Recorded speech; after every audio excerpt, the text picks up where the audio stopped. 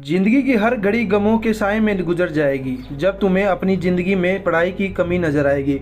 जय श्री राम। मैं सचिन नागर आपका स्वागत करता हूँ एक नई वीडियो के अंदर। एग्जाम हो रहे हैं शुरू तो करना बेटा पढ़ाई तू। नमस्कार, मैं कुछ ऐसी बातें बताऊंगा आपको, 5 ऐसी बातें जो कि तुमको पढ़ाई के अंदर आगे चल के मदद करेंगी। तुम भूल नहीं पाओगे जो तुमने पढ़ा था। देखो, हर बच्चे की पढ़ाई करने का तरीका अलग अलग होता है। कोई थोड़ा ज्यादा पढ़ता है तो कोई थोड़ा कम पढ़ता है। Number 1, try to understand the information. देखो, इसका मैं एक एग्जाम्पल देता हूँ। मानो तुमने एक फिल्म देखी और फिल्म देखने के बाद तुम अपने यार दोस्तों से उसके बारे में डिस्कस करते हो ना कि फिल्म में अंदर क्या हुआ क्या नहीं हुआ। और इसी का उल्टा लेते हैं हम। अगर हमने पढ़ाई की और उसके बाद हम भूल भी जाते हैं कभी कभी कि हमने क्या पढ़ा क्या नहीं पढ़ा।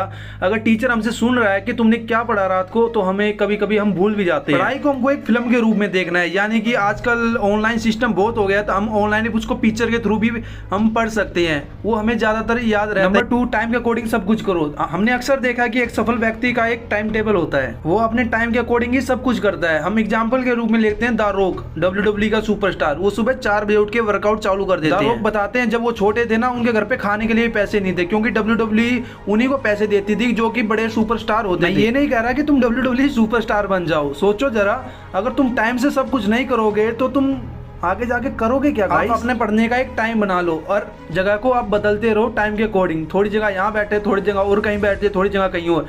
इससे तुम्हारा दिमाग भी बोर नहीं होगा। अलग अलग तुम नेचर में बैठते रहोगे और पढ़ते रहोगे आराम से। Number 3, studying in morning. अक्सर देखा जाता है कि जो हम सुबह पढ़ते हैं ना, वो हमें हमेशा याद रहता है। मैं आपको एक एग्जांपल देता हूँ। जो यूपीएससी के बच्चे होते हैं ना, वो सुबह सुबह उठ के 3 से या 2 बजे उठ के पढ़ाई स्टार्ट कर देते हैं, ताकि उन्होंने जो कल पढ़ा था ना उसकी एक बार रिवीजन ले सके। हाँ, और एक बात और, सुबह सुबह उठ के वर्कआउट भी करना जरूरी है गाइस। जितना तुम पढ़ते हो उतना ही वर्कआउट भी जरूरी है। इसलिए सुबह सुबह 1 घंटा निकालो, सुबह के टाइम पढ़ो, रिविजन लो अपने चैप्टर का और जाके अपने एग्जाम में जो आता है तुम्हें वो लिखो। Number 4, at least 4 hours study in a day. देखो, 4 घंटे मैं इसलिए कह रहा हूँ डेली पढ़ने के लिए।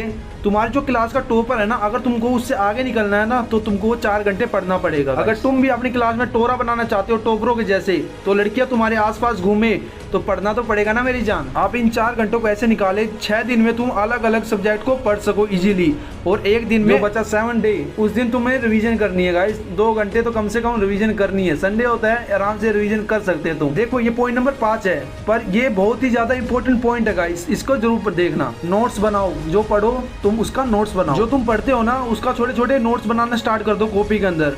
उसको बाद में रिवीजन करो, वो इजीली तुम पढ़ पाओगे और उसको याद रखना भी बहुत ही आसान हो जाएगा। देखो, ज्यादा बड़ी वीडियो तो मैं बनाऊंगा नहीं, इतना ज्ञान तुम्हारे लिए बहुत है। अगर तुम्हें लोंडिया पटानी है ना क्लास के अंदर, तो तुमको गाइस ये सब करना पड़ेगा ना मेरी जान। जाते जाते बोल रहा हूँ, जो बताया उसे भूलना मत गाइस, भूलना मत। फिर से बता रहा हूँ।